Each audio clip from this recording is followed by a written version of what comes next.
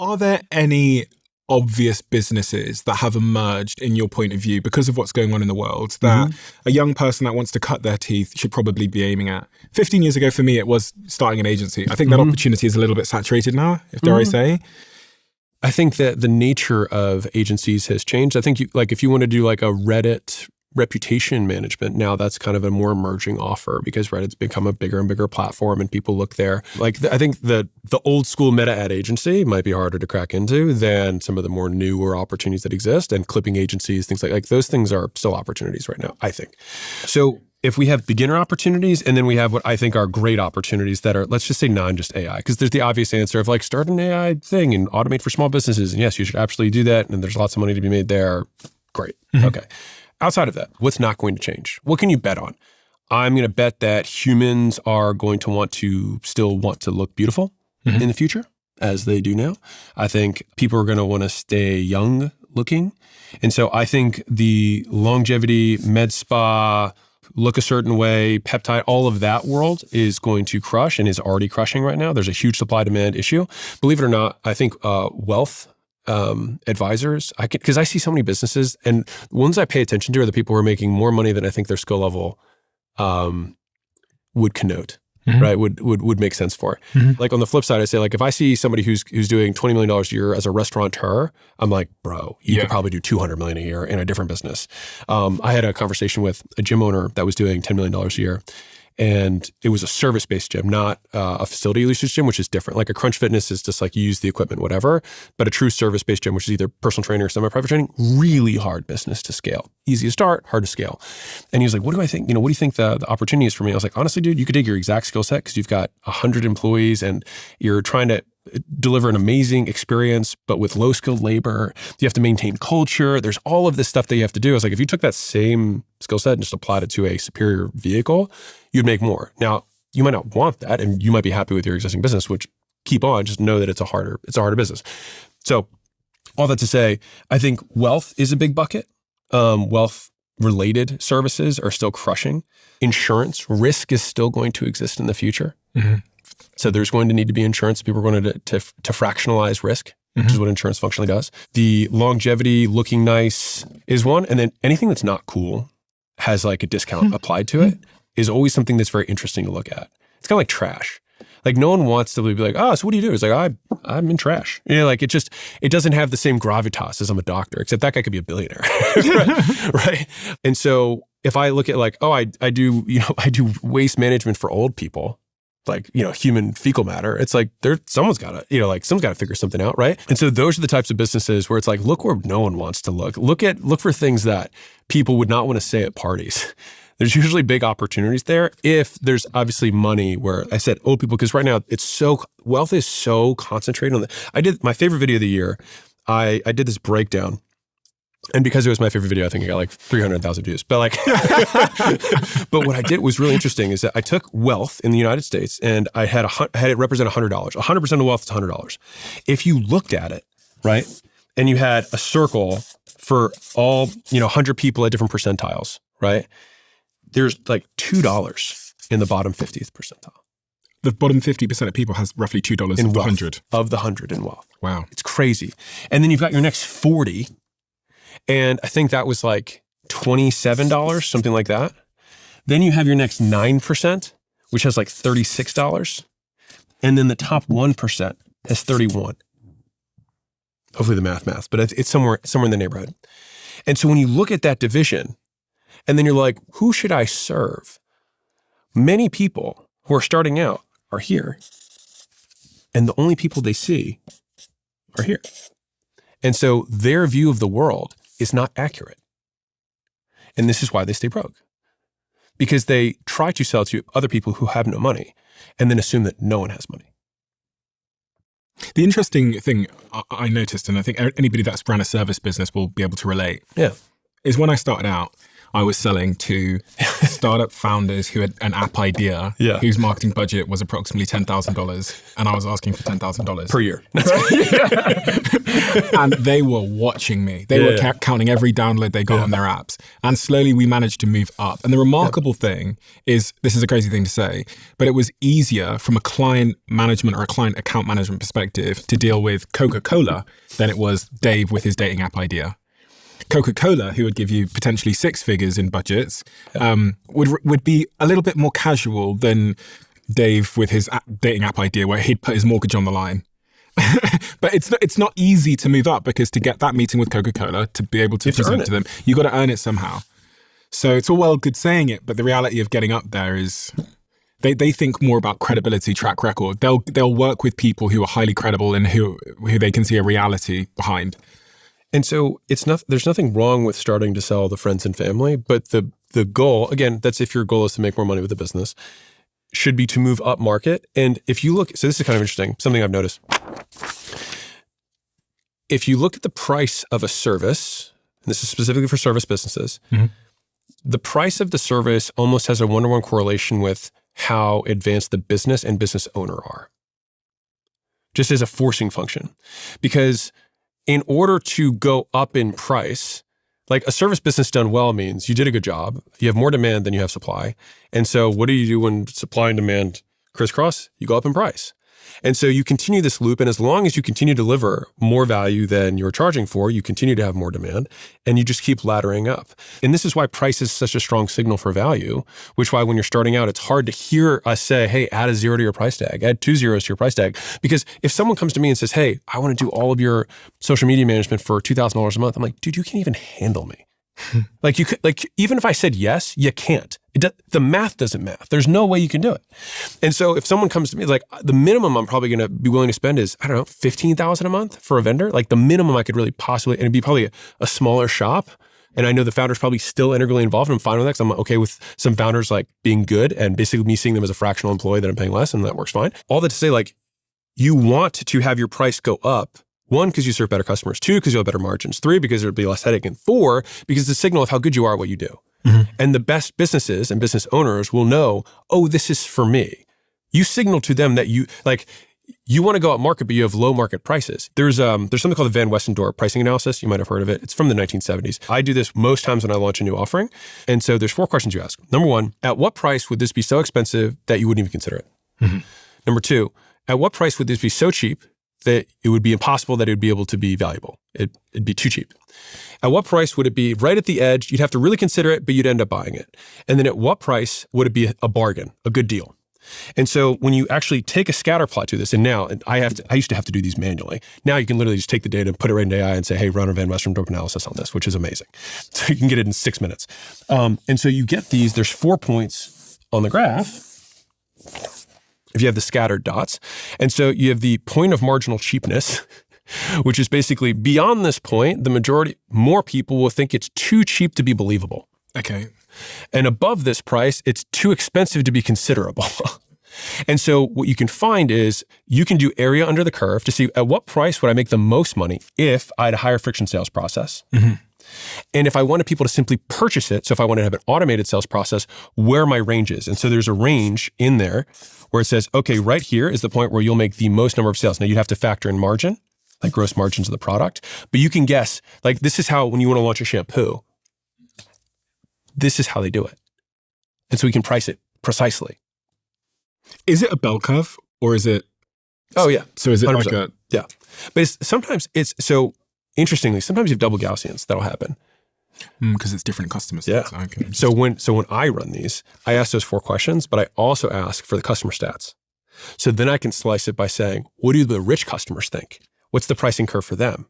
What's the pricing curve for poor customers? What's the pricing curve for home services? What's the pricing curve for? And so then you can get really, really accurate with initial pricing. Of all the ideas that you've put out into the world, what are the sort of headline ideas or questions that you've found to be most compelling to people? Almost all the core concepts in this book come down to figuring out who you want to sell, what you want to sell them, and how to get them to buy. And most of my content focuses more on acquisition since the vast majority of small businesses, say 1 to 50 million, not always, but I'd say 70% of businesses, this is rough estimates, that come through our doors are demand constrained. They could use more customers than they have. 30% are supply constrained. The phone's ringing, but they just don't have enough account reps. They don't have enough technicians, whatever it is. And so what's really interesting about this, all of these books when taken in aggregate, is that every problem is a marketing problem. And I'll sell you on this idea. So if we were to think about a business as, okay, we've got lead gen, right, as activity number 1. We've got nurture as number 2. We've got sales. We've got onboarding. And then we've got retention / ascension, right? Getting them to keep paying and getting them to buy more shit. Now, this is the demand side for customers, right? Hopefully everyone's kind of aligned with that. Now, if you're supply constrained, which means that you have more customers than you can handle, more people are interested in your stuff. Let's say you're the solopreneur and you're like, how do I, there's only one of me. What do I do? You're supply constrained. If you had unlimited you could make more money, right? So what's the equivalent version of this? On the supply side, you have application generation, and then you have application nurture. What does that mean, application nurture? Basically, we're working these leads. Yeah. We have these applicants. We need to get them scheduled. We need to get them booked. We need to make sure that they're not getting lost in the process. How quickly we line these interviews up, all that, right? We have the interviews themselves, which is the sale, right? And then we have onboarding, like you do for a new employee. And then you have retention. And then the ascension is they're going up, right? Are they moving up? Which means that you just treat humans the way you treat humans in a pipeline in a business. And so if you have a demand problem, but you know how to get employees, then do the stuff that you get to get employees to get more customers. If you know how to get customers, but you don't know how to get employees, use the exact same process, which means who's writing the copy for your ads and your promotions and your outreach attempts? Well, somebody probably should take a look at it. If you haven't looked at this, by the way, and you're a slightly bigger business owner, you will be horrified by the outbound messages that are getting sent on your behalf to people. You'll be horrified by the job postings that your company is putting. And you're like, no one would respond to this. How would you think this would work? So funny. From a nurture perspective, the leads aren't getting worked. No one's following up. We're not giving them any materials to sell them on our business. Just like you would with a prospect. Why don't we have case studies? Why don't we have a video sales letter that tells the whole business? So every person who comes to acquisition.com watches a VSL from me. And it's a 13-minute thing of just here's how the business works. And this is our real estate arm. This is and it shows everything. And I'm giving proof. And this is John. And John's an employee. And John loves it here. Whatever. And so then in the interview itself, it's do you have a script? Well, you have a sales script. Why would you not have an interview script? Pre-canned questions. Do we role play this? Well, we role play this. Isn't this just as important, if not more important? Is there more leverage on getting one 10 out of 10 talent person than just one customer? Yeah. On the onboarding, do we have any process? Do we have 30, 60, 90 of what's going to happen over the next 30, 60, 90 days? And what is required for them? And what information they need to consume so they can become proficient? And then once they are onboarded, what's their career path look like? How do they, one of my favorite questions is when I have somebody I really like, I say, what would it take for you to work here forever? What would it take? Just tell me what it would take. I can say no. Just tell me what it would take. And then I can start moving the pieces around to figure out how I can get this person to stay forever. But the same thing happens if I have a customer that I like a lot. What would it take for us to be your sole provider forever? Especially this, because I know you have more enterprise experience. Sometimes saying, hey, let me be the sole provider. Let's go exclusive. Let's lock in a 3-year contract and I'll give you these other things for free if we lock it in. And I'll never work with these 3 competitors. Yeah. And so almost all problems in business can be solved by more people finding out about your stuff, either to work for you or to buy from you. Which also means that you probably have ongoing marketing to your customers. You think there shouldn't be ongoing marketing to your team and employees? Do we want our customers to give us referrals? Yeah. Do we want our employees to give us referrals? Do we have an incentive for people to bring referrals? There's a great story. A friend of a friend had a $10 million-ish a year business. He talked to somebody in the exact same space as him, who was way further ahead. And he was in a business that had agents that worked for him, kind of like a brokerage. And the mentor told him, so what's the incentive that you have for your agents to bring more agents? He's like, oh, I pay him $500 if they bring a new agent on. And he was like, okay, what do you make on a productive agent per year in gross profit? It was $250,000 a year. Productive agent, gross profit. He's like, so you're only willing to spend $500 to make $250,000? He's like, what would you spend for $250,000? He was like, I mean, I don't know, 50 grand? He was like, yeah. So why don't you make your incentive 25 to start? So he took his incentive from $500 for referral to $25,000. And he took his company from 10 million to 400 million. Yeah, it's crazy.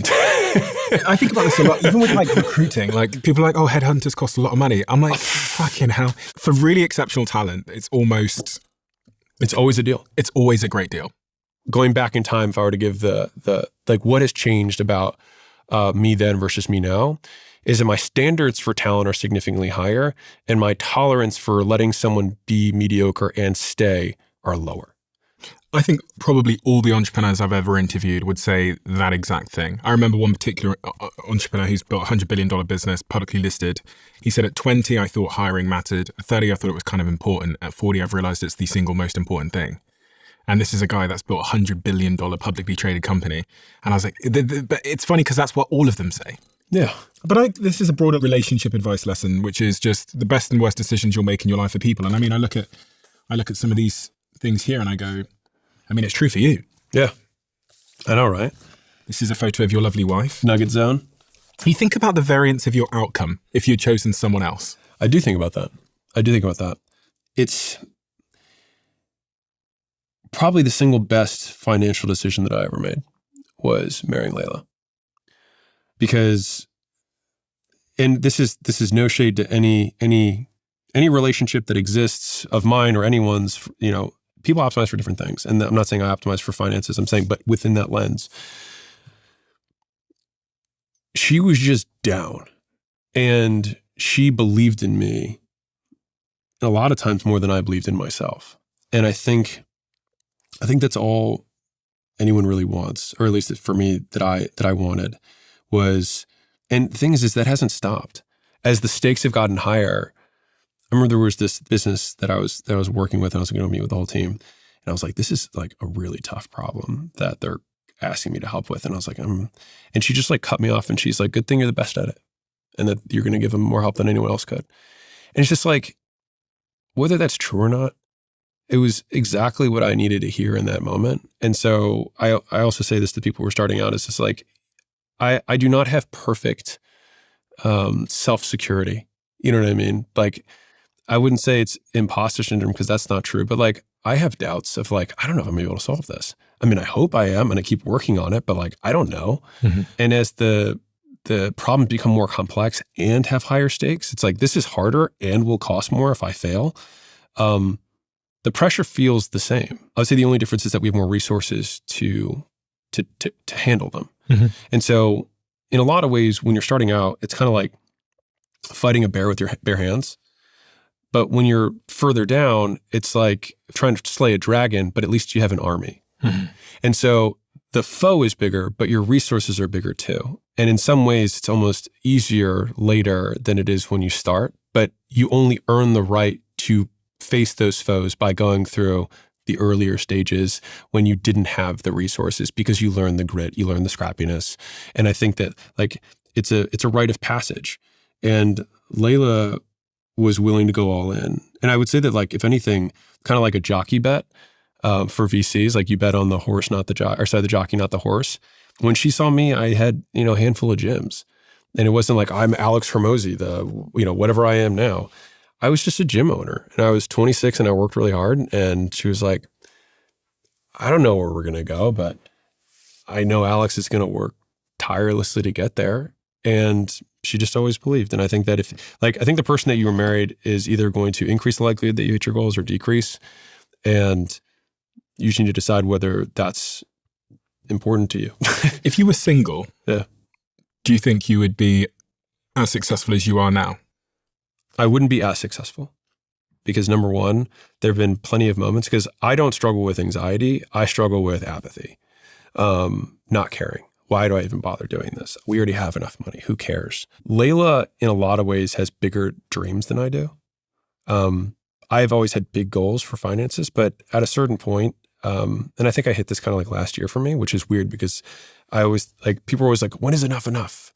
And it's kind of like working out. I got to a point where I was like almost 250 and lean. And I was like, this is more than enough. I'm going to come back down. And so I've had bigger goals than most people for my fitness or muscles or whatever. I've had bigger goals than most people for money. But I also was like, at that point when I hit it, I was like, I think this is enough for me. And Layla was like, it was never about the money for me. It never was. And I think that's why our dynamic worked really well.